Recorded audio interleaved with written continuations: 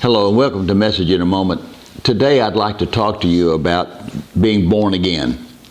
This is a term that has created a lot of interest. I remember over the years, one time we had a president in our country that said he was born again.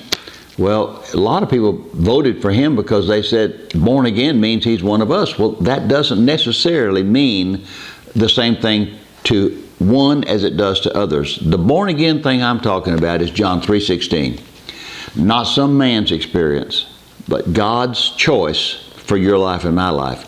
John 3:16, for God so loved the world that he gave his only begotten Son, that whosoever believeth in him should not perish, but should have everlasting life. Now, what does that mean to be born again? It brings a lot of questions, I believe, into our focus. And so I have written a little book. It's called New Life, Born Again. We're going to translate this book onto the web page, and you don't have to order the book. You can simply click onto the little box, and it will download for you so that you will have it then to read and to study, because it talks about the nature change. It talks about what it is to be born. And when Nicodemus heard that in John 3:16, he said to Jesus, "Are you kidding me? How can a man when he's old be born again?"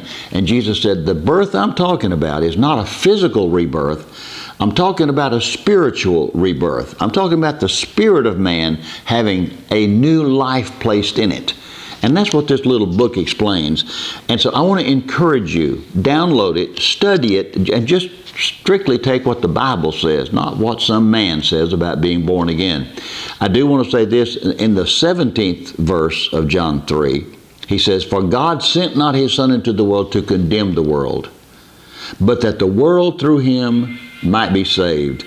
So I'm encouraging you today, accept Jesus, download the book, study it, and come to know him in all his fullness. Until we meet again, God bless you is my prayer.